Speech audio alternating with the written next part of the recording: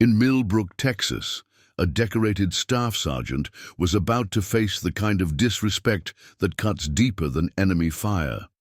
What started as a simple birthday shopping trip with his 8-year-old daughter took a shocking turn when they came face to face with a cashier who would dismiss 15 years of military service. Marcus "Mac" Rodriguez wasn't your typical struggling veteran. For over 15 years, he had spent his life leading soldiers through Afghanistan and Iraq's deadliest combat zones, known for his quiet dignity and unbreakable loyalty to his brothers. When he encountered Derek Walsh's dismissive refusal to honor his military discount, claiming his service didn't mean he deserved special treatment, he had no idea he was walking into a confrontation that would mobilize 47 veterans. Mac's composed response to public humiliation would lead to national attention and community transformation. What began as one man's quest for respect would become a reckoning with service and sacrifice. Millbrook would never be the same. Before we jump back in, tell us where you're tuning in from, and if this story touches you, make sure you're subscribed, because tomorrow I've saved something extra special for you. The fluorescent lights of Henderson Electronics hummed. Overhead, like the generators Mac remembered from forward operating bases, constant, irritating, impossible to ignore. He stood just inside the entrance, Isabella's small hand warm in his, watching the Saturday afternoon crowd move through the aisles with the practiced ease of people who belonged here. Mac envied them that certainty. "Daddy, look!" Isabella tugged his hand toward the tablet display, her 8-year-old excitement cutting through his discomfort like sunlight through storm clouds. "They have the pink one I wanted." Mac followed her across the store, his eyes automatically scanning exits and blind spots, habits carved deep by 15 years of service that civilian life hadn't managed to soften. The crowd pressed around them, voices mixing with the electronic beeps and chirps of demonstration models. His chest tightened slightly, the way it always did in spaces like this, but Isabella's joy anchored him.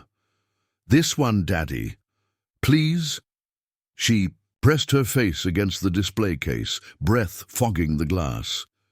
"It has the drawing app and everything." Mac studied the price tag, running quick calculations in his head. With his military discount, they could manage it. Isabella had been looking forward to this birthday for months, circling the date on their shared calendar, talking about the tablet until Mac could recite its specifications from memory. After everything she'd been through, the divorce, the moves, watching her father struggle to find his place in a world that didn't seem to have room for him, she deserved this moment of pure happiness. "All right, sweetheart, let's get it." The joy that lit Isabella's face made the price worth every penny. She practically bounced as they made their way to the counter, chattering about all the things she'd draw, the games she'd play, how she'd show her friends at school. Mac found himself smiling genuinely for the first time in weeks. The checkout counter sat at the store's center, positioned to oversee the entire sales floor. Behind it stood a young man Mac hadn't seen before, maybe 1920 at most, with the kind of studied indifference that came from working retail. His name tag read Derek, and he looked up from his phone with barely concealed annoyance as they approached. "Find everything okay?" Derek's tone suggested he didn't particularly care about the answer. "Yes, thank you." Mac placed the tablet box on the counter, already reaching for his wallet. "And I have a military discount card." Isabella leaned against the counter, still glowing with anticipation, completely unaware of the subtle shift in Derek's expression when Mac mentioned the discount. Derek's fingers moved slowly across the register keys, each beep seeming louder than necessary. "Total comes to $412.63. Mac pulled out his military ID card, placing it next to his credit card on the counter. "With the military discount, that should be—" "Yeah, about that." Derek picked up the ID, examining it with exaggerated scrutiny. We don't actually honor military discounts anymore." The words hit Mac like a physical blow. "Excuse me? Store policy changed." Derek's voice carried a dismissive edge that made Mac's jaw tighten. Too many people trying to scam the system. Mac felt the familiar heat rising in his chest. The same heat he'd learned to control in far more dangerous situations than this. "That's my official military ID. Staff Sergeant Marcus Rodriguez. I served 15 years. Derek barely glanced at the card before sliding it back across the counter. "Look, man, I'm sure you served or whatever, but that doesn't mean you deserve special treatment. Everyone else pays full price." The words, or whatever, hung in the air like a challenge. Mac was dimly aware of other customers beginning to notice the exchange, their conversations dropping to whispers, but his focus narrowed to the young man behind the counter, whose casual dismissal of 15 years of service felt like a slap across the face. Special treatment?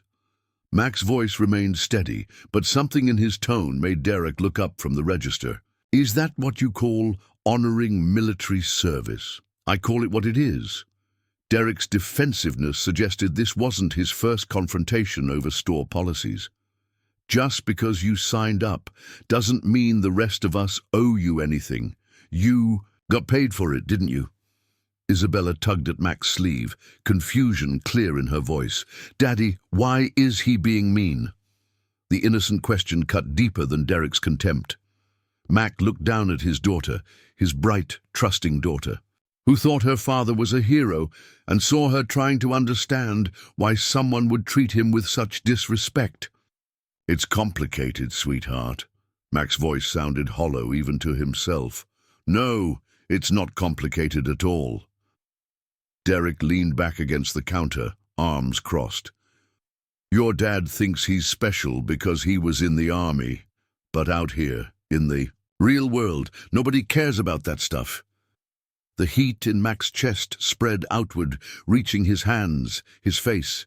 He'd been shot at by insurgents who'd shown him more respect than this kid. He'd lost friends, good people, better people than he was, and this teenage clerk was dismissing all of it as stuff that didn't matter. For a moment, Mac imagined what would happen if he let that heat take control. If he reached across this counter and showed this kid exactly what 15 years of combat training looked like. The fantasy played out in vivid detail. Derek's smug expression replaced by fear, other customers backing away, Isabella screaming. The image of his daughter's terror killed the fantasy instantly. Mac's hands unclenched, his breathing steadied. This wasn't Afghanistan. This wasn't a war zone. This was a store in Millbrook, Texas, and Isabella was watching. "You're right," Mac said quietly, pulling out his credit card. $412.63. Derek's eyebrows rose slightly, as if he'd expected more of a fight. "Cash or credit?" "Credit." The transaction processed in silence. Derek bagged the tablet with unnecessary care, probably making sure Mac understood exactly what his special treatment had cost. Other customers had moved away, giving them a wide berth, their discomfort obvious. Isabella looked between her father and Derek, her excitement replaced by confusion and hurt. "Daddy, are you okay?" "I'm fine, baby." Mac took the bag from Derek without looking at him. "Let's go home." They walked toward the exit in silence, Isabella's small hand back in his, but now it felt like an anchor dragging him down rather than keeping him afloat. Behind them, Mac could hear Derek already helping the next customer, his voice cheerful and accommodating, the voice he apparently reserved for people he considered worthy of respect. At the door, Isabella stopped and looked back toward the counter. "That man was really mean to you, Daddy."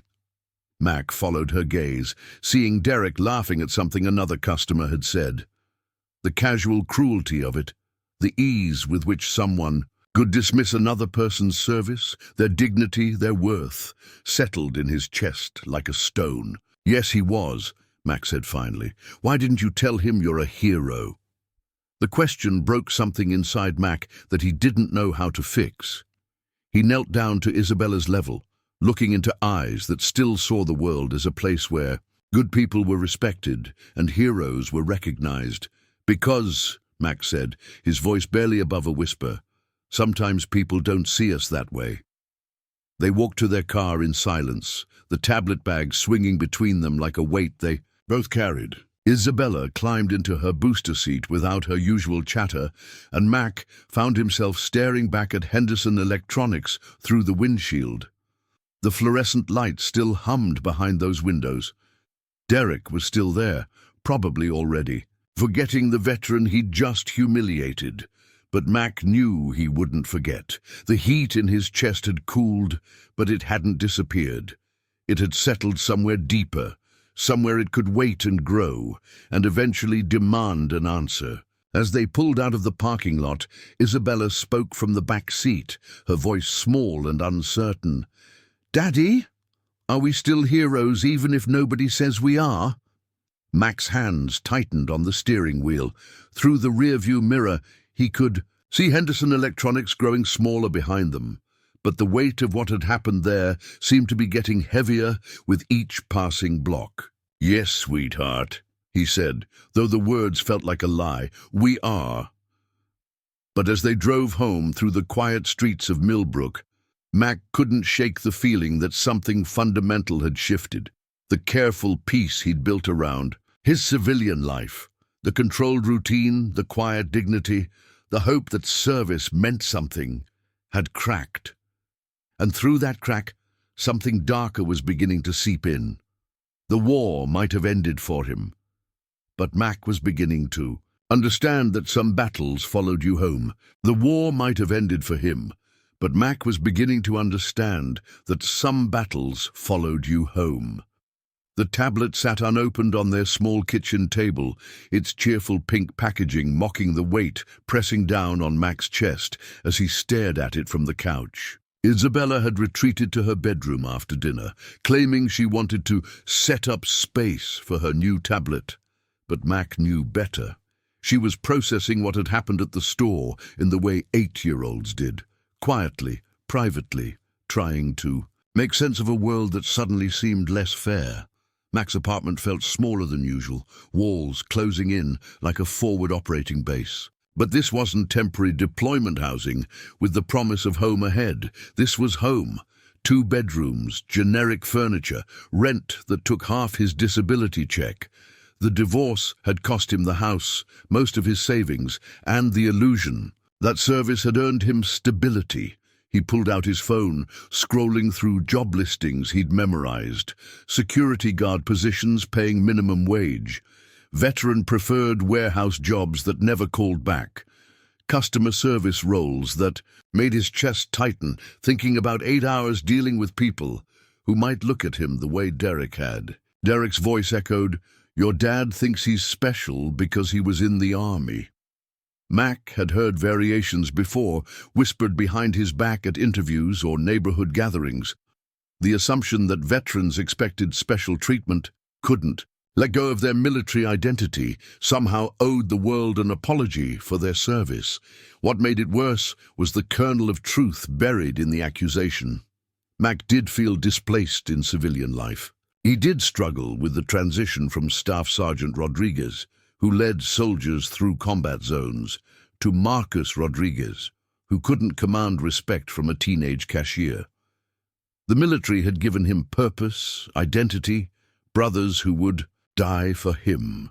Civilian life had given him a small apartment, a failed marriage, and growing invisibility. "Daddy," Isabella's voice drifted from the hallway. "Can I ask you something?" Mac set his phone aside, forcing calm into his expression. "Of course, sweetheart." She padded into the living room wearing star-spangled pajamas she'd picked because they reminded her of the Army star on his uniform. The sight sent fresh pain through his chest. "Why was that man so mean to you today?" Isabella climbed onto the couch beside him. "You're a good daddy. You take care of me and help people, and you were a soldier."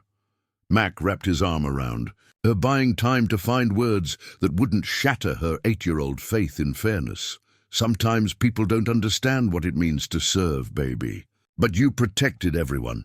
You told me you kept bad people from hurting families like ours." The innocent certainty nearly undid him.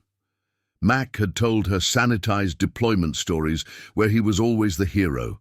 Missions always clear. Coming home meant everything returned to normal. He'd never mentioned friends who didn't make it back, nightmares that still woke him, or the crushing realization that the country he'd fought for didn't know what to do with him now. "I did my best," he said finally. "Then why don't people say, 'Thank you'?" The question hit like shrapnel. Mac remembered the last genuine thanks, not reflexive, "Thank you for your service," tossed like spare change, but real gratitude. Months ago, from an elderly veteran at the grocery store who'd recognized the bearing, the haircut, the careful way Mac moved through crowds. Sometimes they do, but sometimes they're dealing with their own problems. Isabella considered this. Seriously, is that why that boy was mean, because he has problems? Maybe. Across town, Derek Walsh climbed stairs to his mother's bedroom, hands shaking as he carried evening medications. The store confrontation had left him on edge, defensive in a way that tightened his chest and raced his thoughts. Janet Walsh looked up from her oxygen concentrator, eyes still sharp, despite illness confining her to bed for a year. "You're late tonight." "Sorry, Mom, store was busy." Derek set the pill organizer on her nightstand, avoiding her gaze. "How are you feeling?" "I'm fine. How are you?"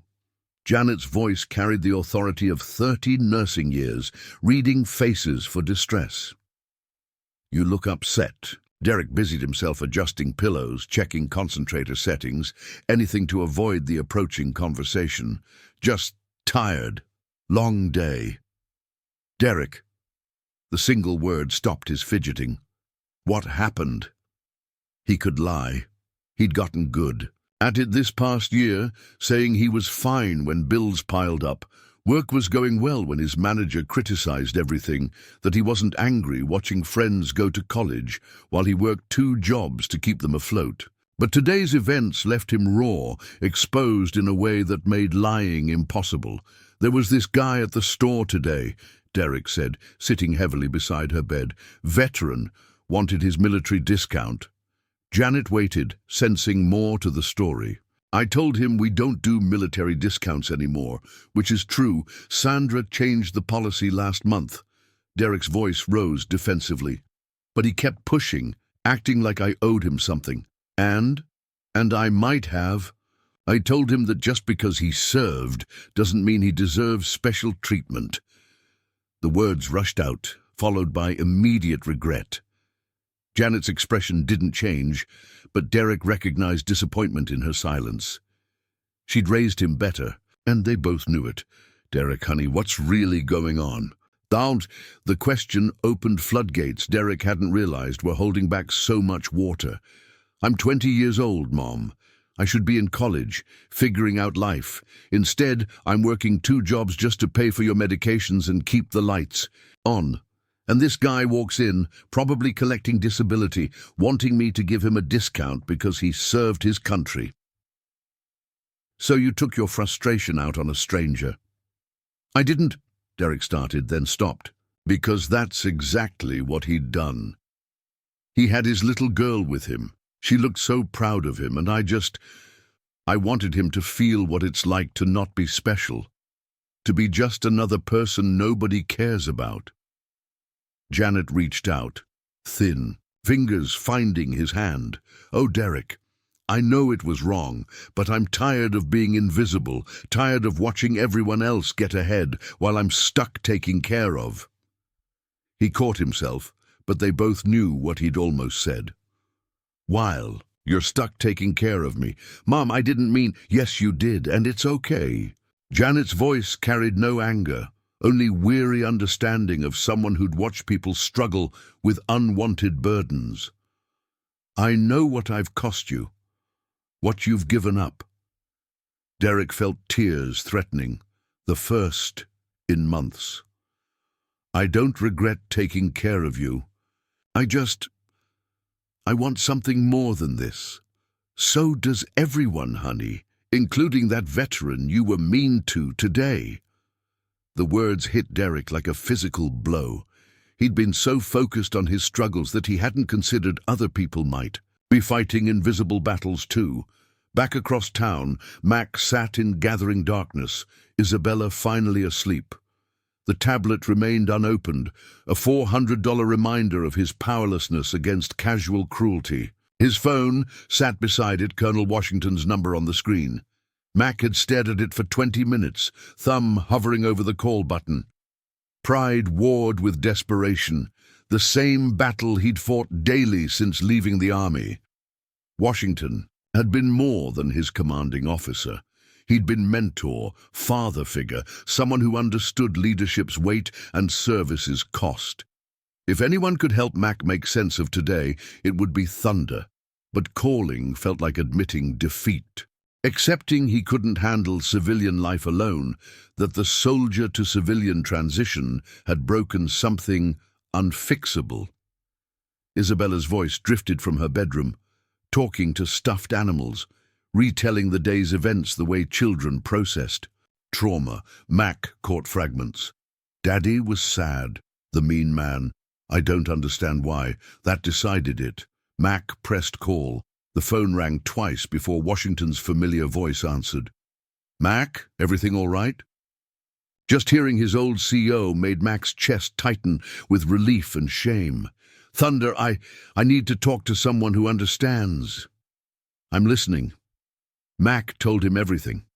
The store, Derek's contempt, Isabella's questions, the growing sense. He was drowning in a world with no place for him. Washington listened without interruption, the way he always had when soldiers needed to unload unbearable burdens. When Mac finished, silence stretched between them. Son, Washington said finally, voice carrying authority that had never left him, you're not alone in this. Not anymore. The words settled in Mac's chest like a promise.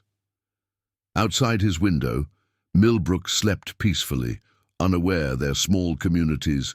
Careful balance was about to shift in unimaginable ways. Mac ended the call, but for the first time since leaving the store, he didn't feel like he was drowning. The storm building inside him had found its direction, and tomorrow, everything would change. Mac ended the call, but for the first time. Since leaving the store, he didn't feel like he was drowning. The storm building inside him had found its direction, and tomorrow everything would change. What he didn't know was that across town, Colonel James Thunder Washington was already moving with the decisive precision that had earned him his nickname in 3 combat zones. Washington's home office looked more like a command center than a workspace. Maps of Texas marked with veteran support locations covered one wall. A secure phone system connected him to VA offices, non-profit networks, and a brotherhood that stretched across the country. At 62, his shoulders still carried the bearing of a man who'd led soldiers through hell and brought most of them home. The call from Mac had lasted 43 minutes. Washington had heard the pain beneath the words, recognized the signs he'd been watching for in too many of his former soldiers. Mac wasn't just dealing with disrespect. He was drowning in the isolation that killed more veterans than enemy fire ever had. Washington pulled up his secure contact list, scrolling through names that carried the weight of shared combat. Shared. Loss, shared brotherhood. The 2nd Battalion, 75th Ranger Regiment, had scattered to the 4 winds after their final deployment, but the bonds forged in fire didn't break just because men changed their addresses. His first call went to Elena Vasquez. Thunder? Elena's voice carried the same steady calm that had made her invaluable as a squad leader. It's late. Everything okay? Mac's in trouble. The silence that followed told Washington everything he needed to know. Elena had transitioned better than most. Her work as a high school counselor gave her purpose, and her prosthetic leg served as a daily reminder that she'd survived what others hadn't. But when one of their own was hurting, the old priorities kicked in. What kind of trouble? Washington relayed Mac's story, keeping his voice clinical, professional. But Elena knew him well enough to hear the anger beneath the calm. "Diesel's going to lose his mind when he hears this," Elena said. "That's why I'm calling you first. We need to handle this right." "What are you thinking?" "I'm thinking one of our brothers got disrespected in his own community, and that can't stand. But I'm also thinking Mac's got a little girl watching. How we respond." Elena was quiet for a moment. Washington could almost hear her counselor training warring with her soldier instincts. "You want to organize something. I want to remind people what respect looks like. I'm in, but thunder. We do this clean, no confrontation, no escalation. We make our point through presence, not violence." "Agreed. I'll reach out to the others." His next call went to Tommy Diesel Patterson. The phone barely rang once. "Colonel, what's wrong?" Diesel's voice carried the hypervigilance that never quite left combat veterans. The man slept 4 hours a night and trusted no one completely except the brothers who'd bled with him. "Mac needs us." Washington gave him the story, watching through his window as neighborhood lights began switching off. Normal people going to bed, trusting that tomorrow would be like today. They had no idea how quickly that could change. "Son of a bitch," Diesel's voice turned hard. "You want me to pay this punk a visit? I want you to meet us tomorrow morning. Henderson Electronics, 700 hours. Roger that. How many? As many as will come." Diesel was quiet for a moment. Washington knew the man was fighting his own demons, PTSD that manifested as controlled fury, nights when the dreams brought him back to firefights that ended years ago, but Diesel's loyalty ran deeper than his anger. "I'll make some calls," Diesel said finally. "Local veteran groups, VFW guys. Word's gonna spread fast once it gets out. Keep it peaceful, Diesel. We're making a statement, not starting a war." "Understood, sir. But if that kid wants to get stupid, he won't. Because we're better than that." Washington's third call went to Robert Doc Kim, now working night shifts at Millbrook General's emergency department. Doc answered with the weary professionalism of someone who'd just finished stitching up a Saturday night bar fight. "Colonel Washington? Is someone hurt?" Doc's first instinct was always medical. Check for bleeding, assess for shock, treat the wound. "Mac's hurting, but not the way you think." As Washington explained the situation, he could hear Doc moving, probably stepping away from the nurse's station for privacy. Doc had saved more lives than any of them could count, including Mac's during their second deployment, when an IED had left him bleeding out in the dust. Some debts could never be repaid, only honored. "Mac's struggling with the transition, Docky," said when Washington finished. "I've seen the signs: depression, isolation, sense of worthlessness. This incident just crystallized everything he's been feeling. Nick, can you be there tomorrow?" "I get off shift at 6. I'll be there." "How's he really doing, Doc, honestly?" Doc was quiet for a long moment. "He's hanging on, but barely. This could go either way. It could be the thing that breaks him completely, or the thing that reminds him he's not alone. Then we make sure it's the second one." Washington's final call went to Sarah Mitchell, catching her in her downtown consulting office where she routinely worked past midnight, building the civilian success that had always come easier to her than to the rest of them. Thunder. Sarah's voice carried the crisp efficiency that had made her an exceptional executive officer. "What's the situation?" Washington laid out the facts with military precision. Sarah listened without interruption, probably taking notes, already analyzing angles and consequences. "Media's going to pick this up if we're not careful," Sarah said. 40-plus veterans surrounding a business? That's either a heartwarming story about community support or a dangerous narrative about unstable vets threatening civilians. Which one it becomes depends on how we handle it." "Agreed. You want me to coordinate messaging?" "I want you to coordinate everything. This needs to look professional, organized, respectful. We're not a mob. We're citizens exercising our right to peaceful assembly." I'll put together a communication plan, talking points, media strategy, legal considerations. And Thunder, we need to think about what happens after tomorrow. This can't just be a one-day show of force. Washington leaned back in his chair, feeling the familiar weight of command settling on his shoulders. It had been years since he'd organized an operation, but the instincts remained sharp. You're right. This is bigger than Mac, bigger than one incident. This is about how veterans are seen and treated in their own communities. Then we better get it right. By 0200 hours, Washington had made 37 calls. The secure group chat he'd established was already active with confirmations, questions, and the kind of tactical planning that came naturally to men and women who'd learned to operate as a unit. Elena posted coordinates and assembly time. Doc shared resources about veteran mental health support. Sarah uploaded a preliminary action plan with media protocols. Diesel's contributions were shorter but equally important. Bringing coffee and donuts can't stand for freedom on an empty stomach. Preparing and narrating this story took us a lot of time, so if you are enjoying it, subscribe to our channel. It means a lot to us. Now back to the story. As Washington finally prepared for bed, his phone showed 43 confirmed attendees for tomorrow morning, with more still responding. Word was spreading through veteran networks across 3 counties. VFW posts, American Legion chapters, informal groups of brothers and sisters who'd found each other in civilian life and held on tight. Mac had made one phone call asking for help. That call had activated a network of warriors who'd been waiting years for a reason to stand together again. Tomorrow, Henderson Electronics would learn what it meant to face the United States Army, not as enemies, but as brothers defending one of their own.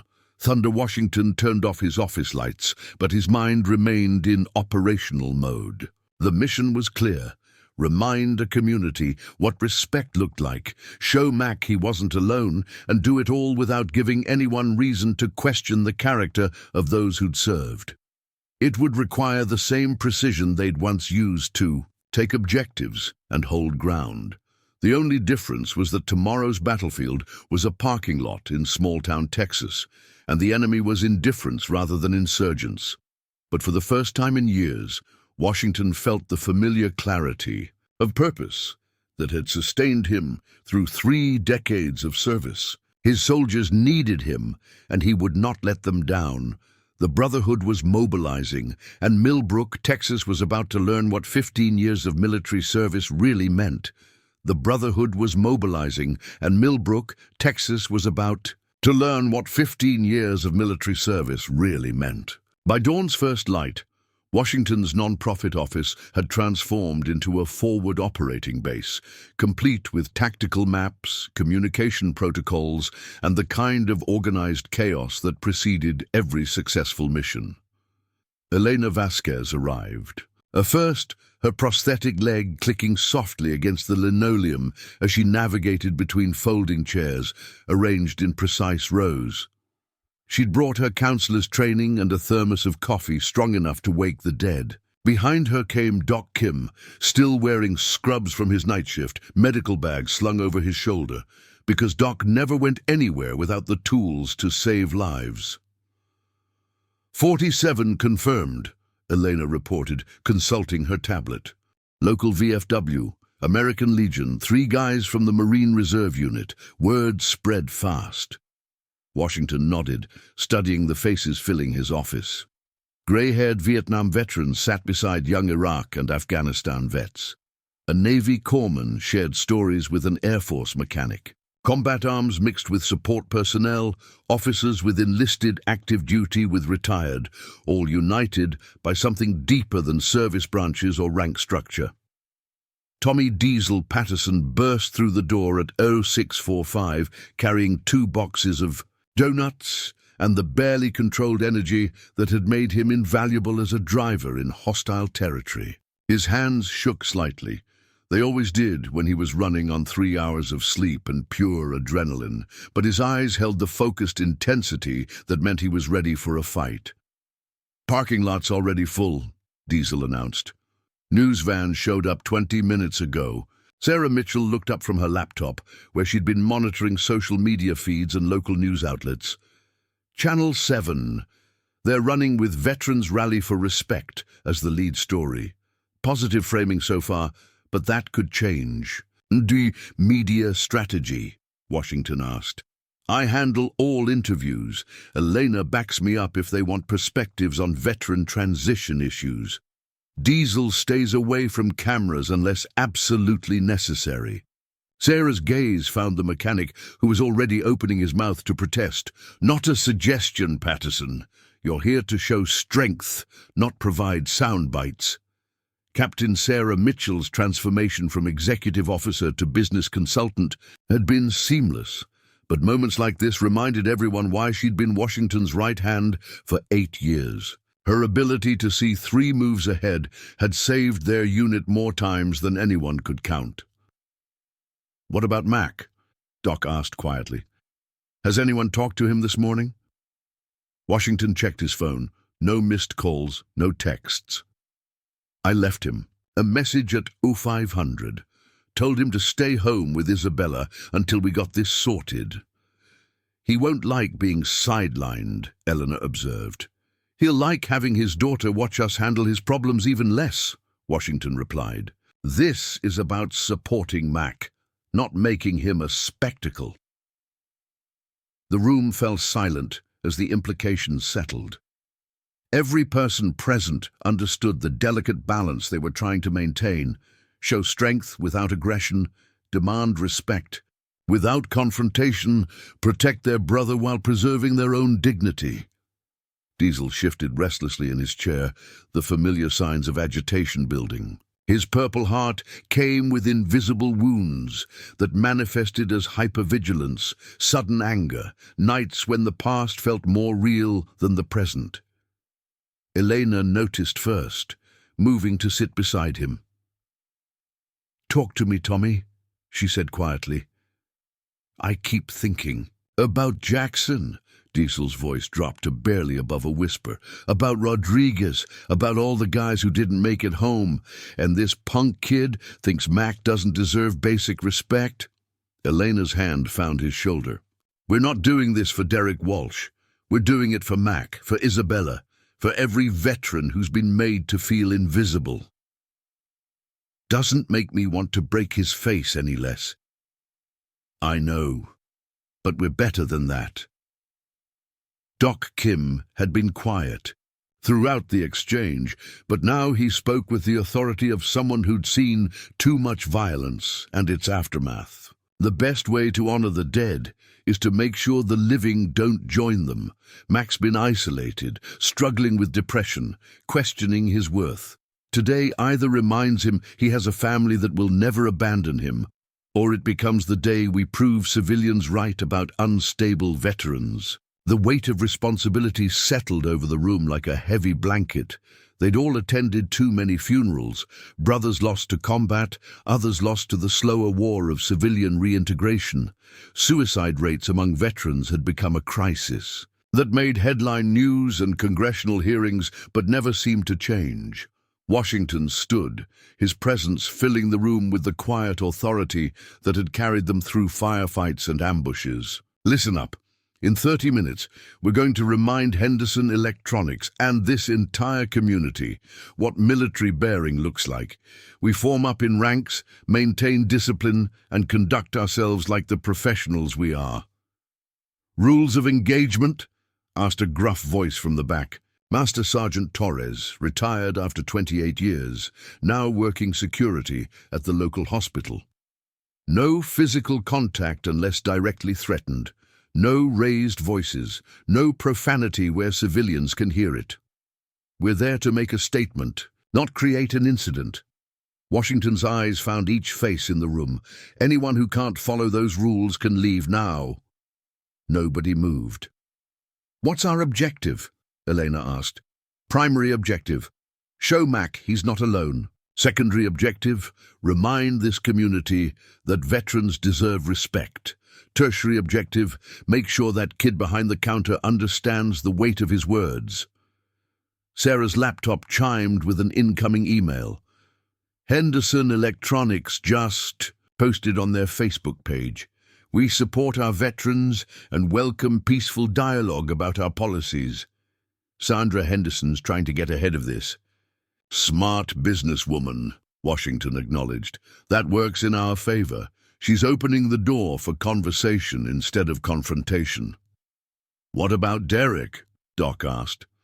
The kid's going to be terrified when he sees 40-plus veterans outside his workplace. There was a veteran. He wanted his military discount. I told him we don't do that anymore. Derek's voice cracked. I might have said some things. Sandra closed her eyes, pieces of the puzzle falling into place. What kind of things? I told him that just because he served doesn't mean he deserves special treatment. The words hung in the air between them. Sandra had served on the city council, participated in Memorial Day ceremonies, supported veteran causes when it was convenient. But she'd also quietly eliminated the military discount 6 months ago when profit margins tightened, telling herself it was just business. Outside, the formation held steady as the morning sun climbed higher. Sweat began beading on foreheads, but not one veteran broke ranks. They'd stood in far worse conditions, in far more dangerous places. A Texas parking lot in July was nothing compared to the mountains of Afghanistan or the deserts of Iraq.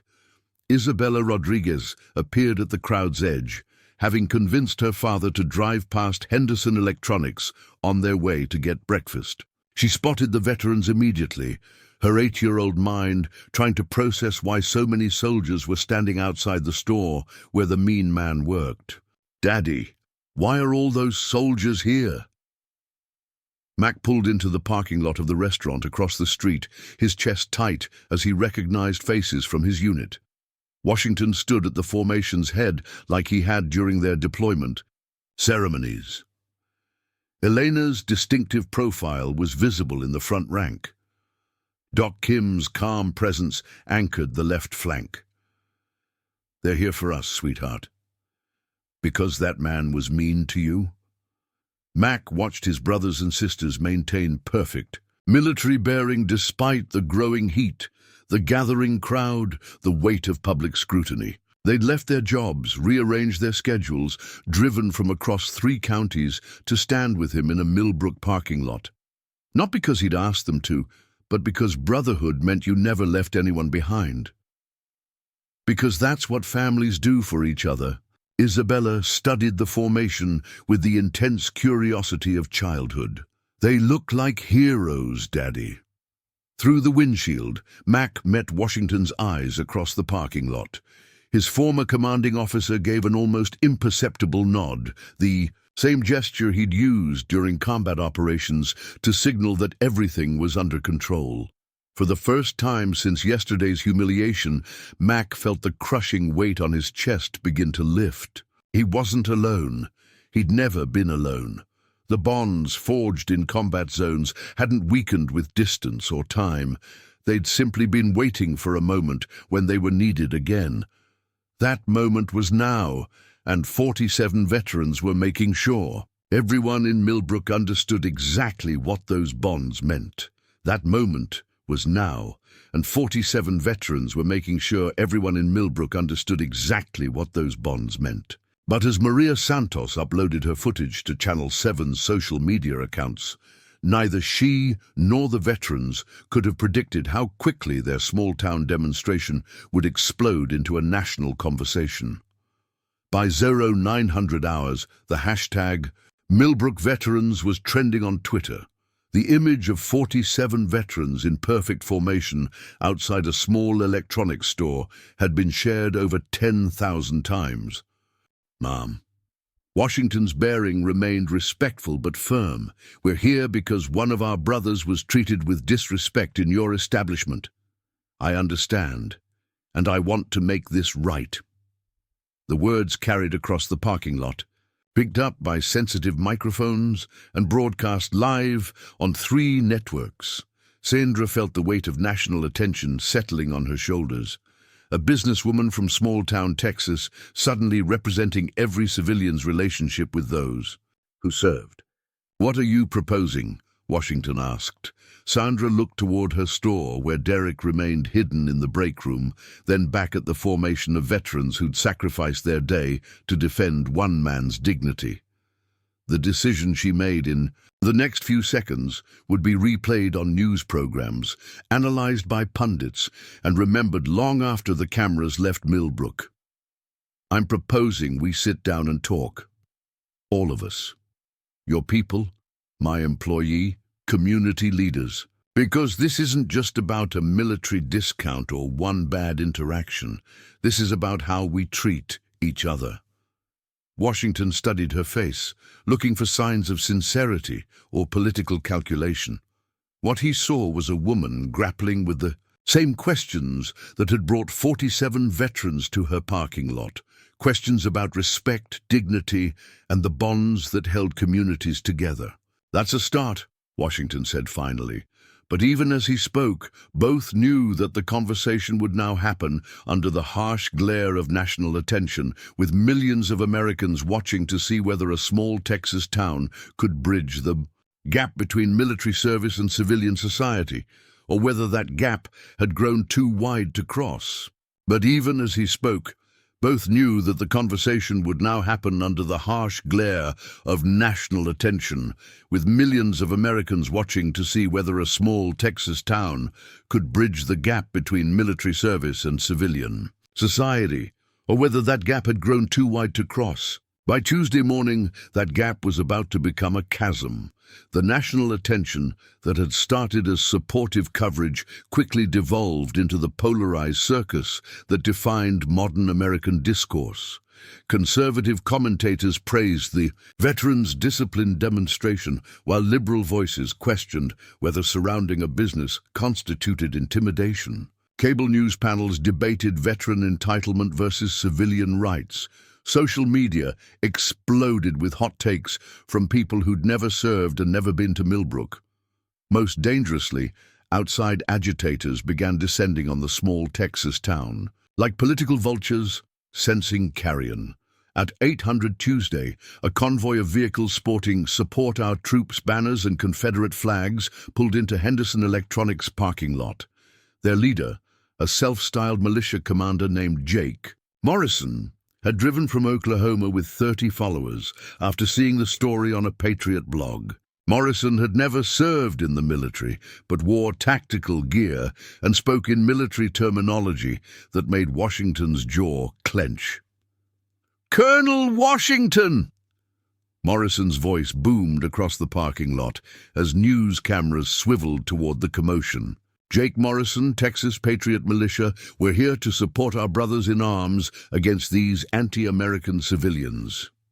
Washington's expression turned to ice. This was exactly what he'd feared, legitimate veteran grievances being hijacked by extremist groups seeking attention and confrontation. "We don't need your support, Mr. Morrison. This is a peaceful demonstration." "Peaceful?" Morrison gestured theatrically toward the cameras. "They're trying to destroy that boy's life for standing up to veteran privilege. Sometimes peace ain't enough." Elena Vasquez moved closer to Washington, recognizing the danger. Her counseling training had taught her to spot the signs of escalating conflict, and Morrison's presence was throwing gasoline on carefully controlled flames. Across the formation, Tommy Diesel Patterson felt his carefully maintained calm beginning to crack. The sight of fake patriots using his brother's cause for their own agenda triggered every instinct that kept him awake at night. His hands began to shake, not with fear, but with barely contained fury. "Thunder!" Diesel's voice carried warning. "These clowns are gonna make us look bad. Hold your position, Patterson. We handle this clean." But the situation deteriorated rapidly as Morrison's followers began mixing with the legitimate veterans, some carrying weapons openly, others shouting about defending American values in language that made Washington's Marines look like Sunday school teachers. Inside Henderson Electronics, Derek Walsh watched the chaos unfold with growing panic. What had started as consequences for his actions was becoming something beyond anyone's control. Washington looked at the man whose simple request for respect had created this storm. Mac's face showed the strain of 2 days under national scrutiny, but his bearing remained solid. "Go ahead, son. This isn't about me anymore. It isn't about Isabella or Derek or veteran discounts. This is about people using our pain for their own purposes." "What are you suggesting?" Mac looked toward Henderson Electronics, where Derek Walsh's face was barely visible behind glass doors, then back at the formation of legitimate veterans being overshadowed by extremist theater. "I'm suggesting it's time to talk, really talk. Not for the cameras, not for the activists, not for the politicians, just for us." Washington studied his former soldier, seeing the leadership that had made Mac an exceptional NCO. "You want to meet with the kid. I want to meet with everyone involved. Sandra Henderson Derek, his mother if she's able, the people who actually matter to this situation. And leave the circus outside? The circus can burn itself out. We came here to demand respect. Maybe it's time to show what that looks like." Washington nodded slowly, recognizing the wisdom in Mac's words. Around them, the political theater continued. Morrison's militia shouting about patriotism, Torres's activists chanting about military accountability, reporters broadcasting live updates about the escalating confrontation in small-town Texas. But at the center of it all, 2 veterans were planning to do what soldiers had always done best, cut through the noise and focus on the mission that actually mattered. The breaking point had arrived, and with it, the choice between letting extremists define their story or taking control of their own narrative through the simple act of human conversation. The breaking point had arrived, and with it, the choice between letting extremists define their story or taking control of their own narrative through the simple act of human conversation. At 1400 hours, while militia groups and counter-protesters continued their theatrical confrontation in the parking lot, 7 people gathered in the quiet sanctuary of First Baptist Church of Millbrook. Reverend Michael Clark had offered his church as neutral ground after watching the situation spiral beyond anyone's control. The former Army chaplain understood that some battles were won not through superior firepower, but through the harder work of honest communication. His sanctuary provided what the parking lot couldn't: privacy, dignity, and the chance for actual healing. Mac Rodriguez entered first, Isabella's small hand in his, both wearing their Sunday clothes, despite it being Tuesday afternoon. Mac's face showed the strain of 3 days under national scrutiny, but his bearing remained steady. Isabella carried a drawing she'd made that morning, stick figures holding hands under a rainbow, with "Friends" written in purple crayon across the top.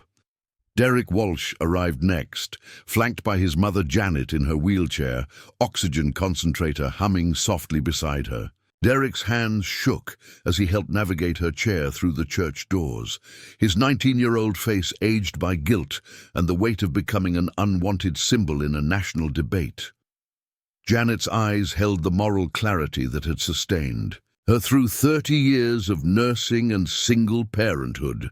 Sandra Henderson completed the civilian contingent, her business attire wrinkled from 3 days of crisis management. Behind her came Colonel Washington and Doc Kim, representing the military brotherhood that had rallied to Mac's defense. The 6 adults and 1 child settled into the front pews of the empty sanctuary, cameras and crowds left behind.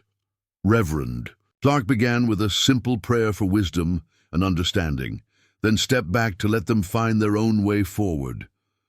The silence stretched uncomfortably as people who'd been defined by media coverage struggled to see each other as human beings rather than symbols. Isabella broke the silence with 8-year-old directness. "Derek, why were you mean to my daddy?" The question cut through adult complexities to the heart of the matter. Derek looked at the little girl whose father he'd humiliated, seeing not A political talking point, but a child trying to understand why the world had suddenly become unfair. "I was angry," Derek said quietly. "Not at your daddy, but at—" Isabella had been listening with the intense focus children brought to important adult conversations. Now she stood and walked to Derek, holding out her drawing. "This is for you, so you remember that we can be friends." Derek took the picture, with hands that shook for different reasons now, not fear or anger, but the overwhelming recognition of grace offered by a child whose father he'd wronged. The stick figures holding hands seemed to represent something larger than friendship, the possibility that people who'd hurt each other could find common ground. "Isabella," Derek's voice was barely above a whisper, "would you like to help me? Learn about what your daddy did in the army, so I can tell other customers about the soldiers who protect us." Isabella's face lit up with the joy of a child whose hero was finally being recognized. "Yes, Daddy has lots of stories about helping people." Mac felt something tight in his chest finally beginning to loosen. The media circus outside would continue for days. Political commentators would extract whatever lessons served their purposes, and social media would move on to the next controversy. But here, in this quiet sanctuary, something real had happened. 7 people had looked past the roles others had assigned them and seen each other as human beings deserving of dignity, understanding, and second chances. It wasn't a complete solution to the divide between military and civilian America, but it was a beginning. 7 people had looked past the roles others had assigned them and seen each other as human beings deserving of dignity, understanding, and second chances. It wasn't a complete solution to the divide between military and civilian America, but it was a beginning. That beginning would be tested 2 hours later when they emerged from the sanctuary to face the media circus that had consumed their small town. The sanctuary of First Baptist Church had provided a cocoon of peace where honest conversation could flourish, but the world outside remained a maelstrom of competing narratives, political posturing, and media sensationalism. As Reverend Clark prepared to escort the group back into that chaos, he offered one final prayer, not for victory or vindication, but for the wisdom to translate private understanding into public healing. Mac Rodriguez felt the weight of national attention settling back on his shoulders as they prepared to leave the church. Through the stained glass windows, he could see satellite trucks lining the street, their transmission towers reaching toward a sky that had darkened with late afternoon clouds. The peaceful resolution they'd found inside would mean nothing if they couldn't communicate it effectively to a country that had been watching their small-town drama unfold for 3 days. "You ready for this?" Colonel Washington asked, his hand briefly touching Mac's shoulder in the gesture of support that had sustained them through combat zones and civilian transitions alike. "As ready as anyone can be for explaining grace to a world that prefers conflict," Mac replied, his eyes finding Isabella's, where she sat quietly coloring in the pew beside them. The transformation of Henderson Electronics' parking lot into a stage for national reconciliation required the same careful choreography that had marked the original demonstration. Colonel Washington and Sarah Mitchell worked with Sandra Henderson to coordinate what they hoped would be the final act of a drama that had grown far beyond anyone's intentions. Outside, the various factions that had converged on Millbrook represented every strand of American political and social division. Morrison's militia members had set up folding chairs and coolers, treating the veterans' cause like a tailgate party for patriotism. Now he walked with the careful dignity of someone who'd looked his mistakes in the face and chosen accountability over defiance. His mother's presence beside him provided both support and moral authority.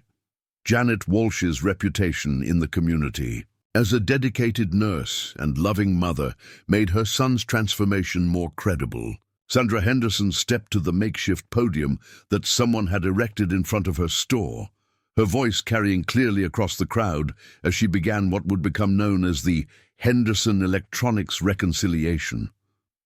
The businesswoman, who'd spent 3 days managing a crisis, had found something deeper than damage control. She'd discovered her own complicity in the systems that made veterans feel unwelcome in their own communities. 3 days ago, one of our community's veterans was treated with disrespect in my store, Sandra began, her voice steady despite visible emotion. As the owner of this business, I bear responsibility for creating an environment where that disrespect was possible. Today, we've had the opportunity to sit down together, veteran and civilian, business owner and employee, parent and child, to remember what respect actually looks like. Her words carried weight because they came from someone who'd had everything to lose and nothing to gain from admitting fault. The business community had been watching Henderson Electronics' stock price, wondering if association with the controversy would damage the brand. Instead, Sandra was doubling down on accountability, using her platform to model the kind of leadership that put principle above profit. The crowd quieted as Derek Walsh approached the microphone, his hands visibly shaking, but his voice growing, stronger with each word. This was the moment that would define him for the rest of his life. Not the angry teenager who'd dismissed a veteran's service, but the young man who'd found the courage to make amends publicly. My name is Derek Walsh. I'm 19 years old, and I work at Henderson Electronics to help support my mother, who's battling chronic illness. Derek's voice carried across the parking lot, picked up by sensitive microphones and broadcast live on 3 networks. On Saturday, I disrespected Staff Sergeant Marcus Rodriguez when he requested his military discount. I told him that his service didn't mean he deserved special treatment. I was wrong about that, and I was wrong about a lot of other things. Derek paused, finding his mother's eyes in the crowd. Janet Walsh nodded encouragingly, her oxygen concentrator humming softly as she breathed through the emotion of watching her son face the consequences of his actions with dignity. Mr. Rodriguez served 15 years protecting people like me. And my mother, he deployed to Afghanistan and Iraq multiple times. He lost friends in combat and came home to a country that sometimes forgets what that sacrifice means. Derek's voice strengthened as he continued, the words he'd practiced in the church flowing more naturally now. I was angry that day. Angry about my situation, angry about feeling like nobody cared about my problems, angry about watching my friends go to college while I worked 2 jobs to pay medical bills. A murmur ran through the crowd as Derek's honesty cut through the political rhetoric that had dominated the past 3 days. Here was someone admitting not just to making a mistake, but to the human emotions and circumstances that had led to that mistake. But my anger doesn't excuse my actions. When Mr. Rodriguez asked for his military discount, I didn't just refuse it. I dismissed his service, his sacrifice, and his dignity. I made him feel small in front of his daughter because I was tired of feeling small myself. Derek's voice cracked slightly, but he pushed forward. Sir, I'm sorry, not because there are cameras here, not because my job depends on it, but because you deserved better from me and from this community. The silence that followed was broken by applause, not the performative clapping of political rallies, but the genuine recognition of moral courage. Even some of Morrison's militia members joined in, their earlier theatrical patriotism replaced by respect for actual accountability. Rebecca Torres's protesters remained silent, but several were nodding approvingly at Derek's honesty about his economic struggles. Mac Rodriguez stepped forward, Isabella still beside him, and did something that surprised everyone present, including the reporters who'd been covering the story since Monday morning. He extended his hand toward Derek Walsh, crossing the space between them with the same steady bearing he'd carried through combat zones and civilian disappointments alike. Apology accepted, Max said simply, his voice carrying clearly across. The silent parking lot. The handshake lasted only seconds, but photographers captured it from every angle. The image would later appear on magazine covers and newspaper front pages across the country. A veteran and the young man who'd wronged him, choosing reconciliation over retribution, understanding over anger, healing over hurt. Isabella Rodriguez stepped forward as the handshake ended, her small voice cutting through the adult complexity with typical childhood directness. Derek, I made this for you. She held out her drawing, stick figures holding hands under a rainbow, with friends written in purple crayon across the top. Derek knelt to Isabella's level, accepting the drawing with hands that no longer shook with anger or fear, but with the overwhelming recognition of grace offered by a child whose father he'd wronged. Isabella, this is the most beautiful thing anyone's ever given me. Thank you. Do you want to be friends now? Isabella asked, her 8-year-old wisdom reducing the entire national controversy to its essential human element. I'd be honored to be your friend, Isabella. Colonel Washington took the microphone next, his commanding presence instantly organizing the crowd's attention in the way that had made him an effective leader in 3 combat zones. The weight of representing not just the 47 veterans present, but millions of veterans across the country showed in his careful choice of words. Ladies and gentlemen, we came here because one of our brothers was disrespected. We're leaving because that brother chose grace over anger, understanding over revenge. That's what real strength looks like. Washington's voice carried the authority of someone who'd led soldiers through life and death situations and understood the difference between posturing and genuine power. Derek Walsh showed courage today, the same kind of courage we try to instill in our soldiers, the courage to face your mistakes, to make amends, and to commit to being better. That's what service is really about, whether you wear a uniform or not. Elena Vasquez limped forward on her prosthetic leg, representing the thousands of veterans who'd been following the story from across the country through social media and news coverage. Her presence, a disabled veteran supporting a young civilian who'd wronged her military brother, embodied the grace that the situation had produced. Derek made a mistake, a big one, Elena said, her counselor's training evident in her measured tone. But mistakes don't have to define us if we're willing to learn from them and make amends. Today, this young man showed more courage than some soldiers I've known. The healing moment was interrupted by Rebecca Torres, the activist who'd driven from Austin with her protest group. She'd been watching the reconciliation with growing frustration as the narrative of veteran entitlement was replaced by one of human understanding and mutual respect.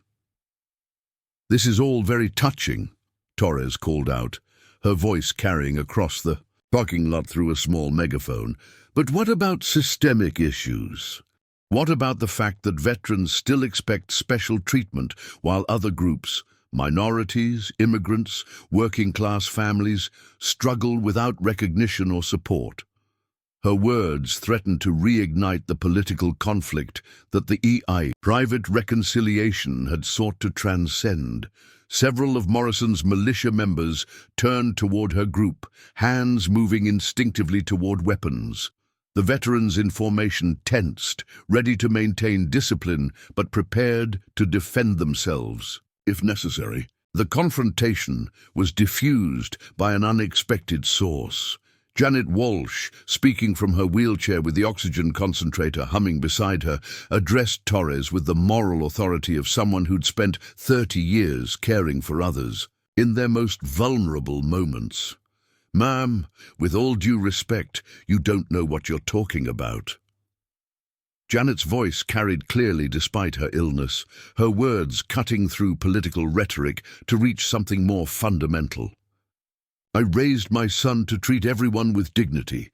When he failed to do that with Mr. Rodriguez, it broke my heart. But watching these veterans stand together to defend one of their own, That's not about special treatment. That's about family. Janet's words carried weight because they came from someone who had no political agenda, no media strategy, no organizational backing. She was simply a sick woman who depended on her son's minimum wage job, defending the very veterans her son had wronged. My son works 2 jobs to pay for my medical care. We struggle every month to keep the lights on and put food on the table. But that doesn't give us the right to diminish someone else's service or sacrifice. These men and women put their lives on the line for all of us, including people like my son who sometimes forget what that means. Torres attempted to respond, but her words were lost in the murmur of approval that ran through the crowd. Even some of her own supporters were nodding at Janet's simple truth about dignity and respect transcending political categories. Doc Kim stepped forward, his medical bag slung over his shoulder as always, speaking with the authority of someone who treated both physical and emotional wounds in combat zones and civilian hospitals. Mrs. Torres, I understand your concerns about systemic inequality. As a Korean-American veteran, I've experienced discrimination that had nothing to do with my military service. But what we're witnessing here isn't about maintaining privilege. It's about recognizing shared humanity. Doc's calm voice and medical credibility gave his words weight with the crowd. Derek Walsh's anger came from feeling invisible and unappreciated. Mac Rodriguez's pain came from feeling dismissed and disrespected. Those feelings aren't unique to veterans or civilians.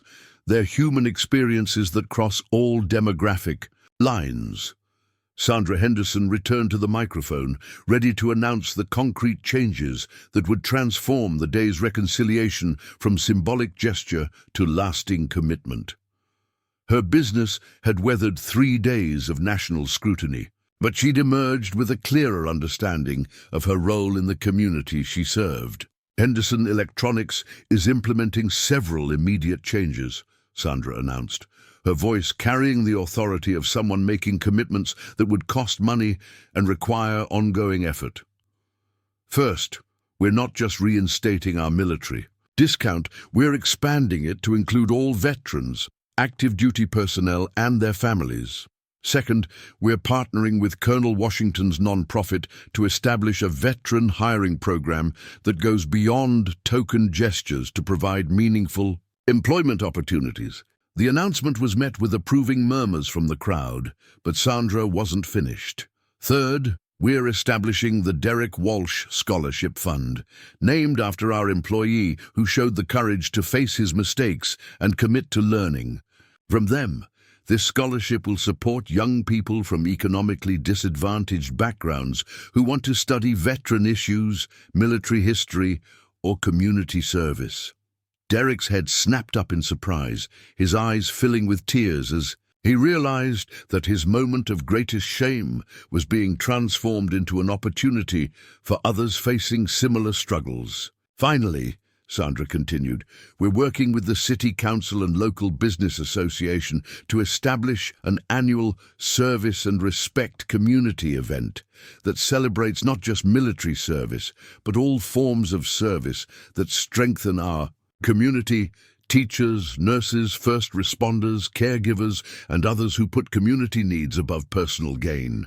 The applause that followed was genuine and sustained, recognizing not just Sandra's commitments, but the transformation of a crisis into an opportunity for positive change. As the formal reconciliation concluded, something unexpected happened. The various factions that had converged on Millbrook began to interact with each other instead of simply shouting past each other. Morrison's militia members approached individual veterans to ask about their service experiences. Torres's protesters engaged in quiet conversations with community members about economic inequality and social justice. The artificial divisions, maintained by media coverage and political rhetoric, began to blur as real people had real conversations. Tommy Diesel Patterson, who'd spent 3 days fighting his own demons while maintaining military discipline, found himself talking with a young woman from Torres's group about PTSD and veteran mental health. His initial anger at being labeled a potential terrorist had evolved into recognition that civilians often feared veterans because they didn't understand them. "I get angry sometimes," Diesel admitted. His usual defensive posture relaxed for the first time in days. "Not at civilians, but at the gap between us. You see the uniform, the training, the weapons we carried, and you think we're dangerous. We see the indifference, the casual dismissal of our sacrifice, and we think you don't care. But maybe we're both just scared of being misunderstood." Elena Vasquez's counseling training proved invaluable as she moved through the crowd, facilitating conversations between people who'd been shouting at each other hours earlier. Her prosthetic leg was aching, but her spirit was energized by watching artificial barriers break down through genuine human connection. "The hardest part of losing my leg wasn't the physical disability," Elena told a group that included both military supporters and protesters. "It was feeling like I had to choose between being seen as a victim or a hero, when I'm really just a person who served her country and happened to step on an IED. We're all more complicated than the labels people put on us." As the afternoon wore on, the formal media event evolved into something more organic, a community conversation about service, sacrifice, respect, and the challenges of bridging different life experiences. Food trucks appeared, invited by local business owners who recognized an opportunity to support the community gathering. Children played in the grass beside the parking lot, while their parents engaged in the kind of substantive dialogue that rarely happened in the digital age. Mac Rodriguez found himself surrounded by people wanting to thank him, not just for his military service, but for choosing reconciliation over retaliation. Veterans shared their own stories of civilian transition, while civilians asked genuine questions about military experiences and the challenges of reintegration. "The hardest part isn't the combat," Mac explained to a group that included several of Torres's protesters. "It's coming home to a world that's moved on without you, where your skills don't translate and your experiences seem irrelevant. You start to wonder if your service mattered, if the sacrifices were worth it, if anyone really cares what you went through."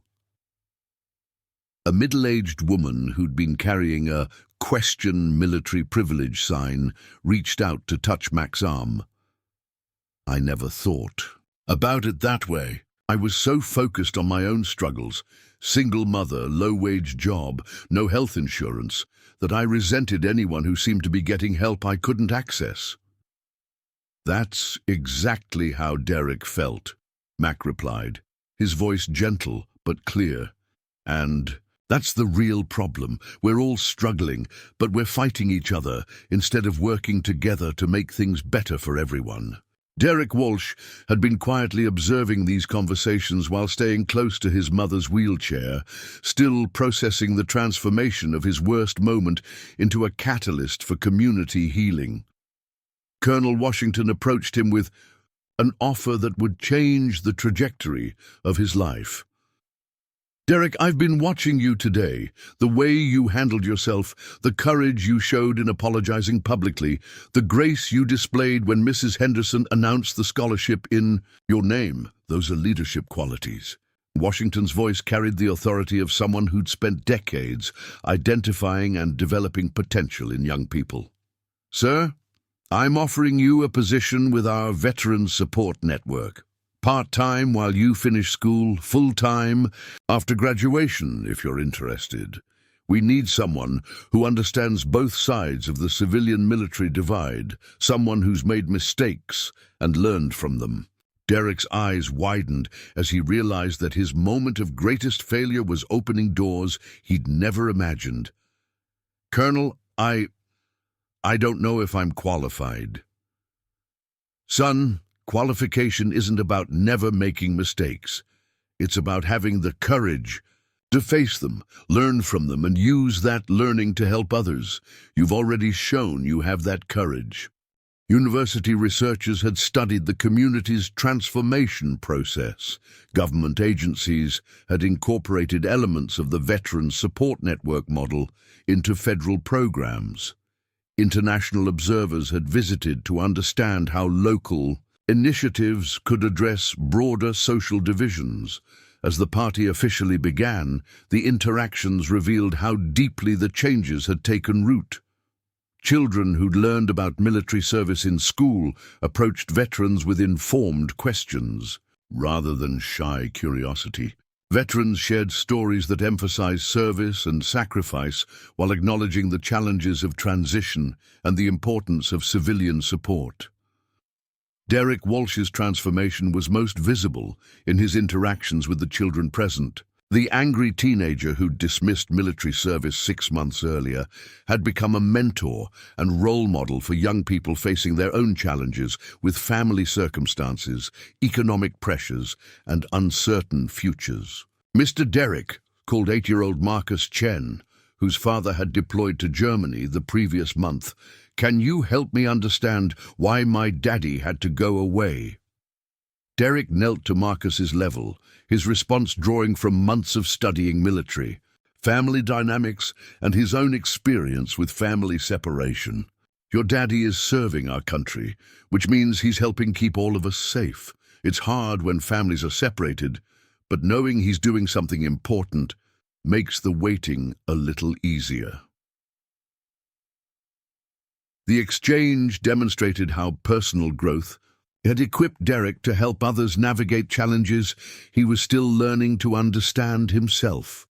His work with veteran families had given him insights into sacrifice and service that extended far beyond his original retail experience. Maria Santos from Channel 7 News had become a regular presence at community events, her original coverage of the Henderson Electronics confrontation having evolved into an ongoing documentary about community transformation. Her journalism had helped sustain national attention on positive outcomes rather than dramatic conflict, contributing to the replication of Millbrook's model in other communities. The story that started here has inspired similar initiatives in 47 communities. Across 12 states, Maria announced during the party's informal program. But what makes Millbrook special isn't just what you accomplished. It's how you've sustained it through daily commitment to treating each other with dignity and respect. The sustainability aspect was crucial. Many communities had experienced moments of unity following crises, but few had managed to translate temporary solidarity into permanent cultural change. Millbrook's success came from the recognition that transformation required ongoing effort rather than dramatic gestures. Reverend Michael Clark's presence provided spiritual context for the community's journey. The former Army chaplain had facilitated not just the original reconciliation meeting, but dozens of follow-up conversations as community members worked through the complex emotions and practical challenges of building bridges across traditional divides. Grace isn't a one-time event, Reverend Clark observed during his informal remarks. It's a daily choice to see each other as children of God deserving of dignity and respect. What we've witnessed in Millbrook isn't miraculous. It's what happens when ordinary people choose grace over grievance, understanding over anger. The party's highlight came when Isabella opened her gifts, each one reflecting the community. Relationships that had grown from August's confrontation. Veterans had contributed books about leadership and service. Business owners had provided scholarships for summer camps and educational programs. Community members had created handmade items that reflected their appreciation for the Rodriguez family's role in Millbrook's transformation. Derek's gift to Isabella was particularly meaningful. A hand-bound book containing letters from all the people whose lives had been touched by the events that began with their confrontation. Veterans, community members, business owners, and Young people had contributed reflections on how the experience had changed their perspectives and commitments. "Dear Isabella," Derek read from his own contribution to the book, "6 months ago, I was an angry young man who thought the world owed me something. You and your father taught me that respect isn't something you demand. It's something you earn through how you treat others. Thank you for being my friend, even when I didn't deserve it." The letters revealed the ripple effects of personal transformation, extending far beyond the original participants.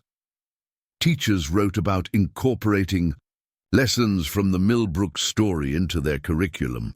Students described choosing community service over self-interest. Parents shared how their children's questions about fairness and respect had challenged them to examine their own attitudes and behaviors. But perhaps the most significant letter came from Jake Morrison, the militia leader whose presence had nearly derailed the original demonstration. Morrison had returned to Oklahoma after the August events, but his experience in Millbrook had prompted soul-searching about his methods and motivations. "Isabella," Morrison wrote, "I came to your town looking for a fight, but I found something better. I found people who were strong enough to choose peace. Your daddy and his friends showed me that real patriotism isn't about being angry at other Americans. It's about working together to make our communities better." Morrison's transformation had led him to disband his militia group and establish a veteran support organization focused on job training and mental health services. His example had influenced other extremist leaders to reconsider their approaches to political engagement, choosing community building over confrontation.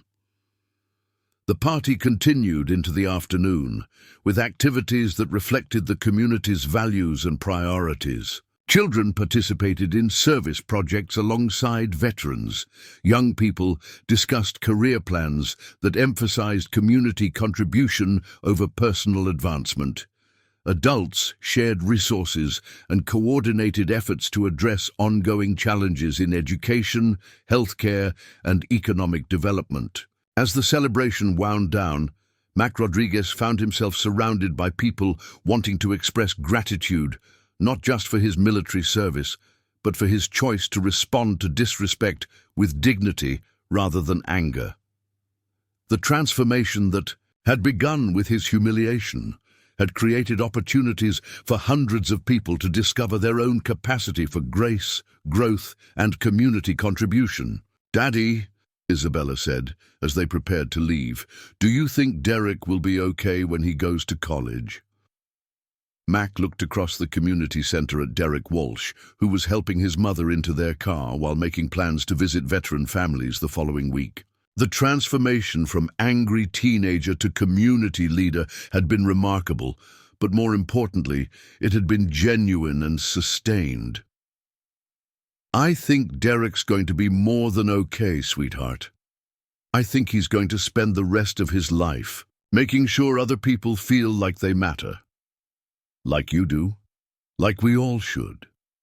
As they drove home through the streets of Millbrook, Mac reflected on the journey that had brought them to this point. The town looked the same from the outside, same buildings, same streets, same basic geography. But the relationships between people had been fundamentally altered, creating a community that was stronger, more inclusive, and more committed to supporting everyone's success. The Veteran Support Network would continue growing, eventually, serving 3 counties and providing models for similar organizations across the state. Derek's scholarship program would help dozens of young people pursue careers in community service. Sandra Henderson's business practices would influence corporate policies across the region. Isabella's generation would grow up with conflict resolution, skills and community commitment that would serve them throughout their lives. But the most important legacy was simpler and more profound, the recognition that respect wasn't something to be demanded or withheld, but something to be offered freely to every person as a recognition of their inherent dignity and worth. 6. Months earlier, Mac Rodriguez had been a struggling veteran wondering if his service mattered, if his sacrifice had meaning, if his community valued his contribution. Derek Walsh had been an angry teenager drowning in responsibilities he'd never asked for, lashing out at others because he felt invisible and unappreciated. Sandra Henderson had been a businesswoman, making decisions based solely on profit margins, disconnected from the human impact of her policies. Now Mac was a community leader, helping other veterans find their purpose in civilian life.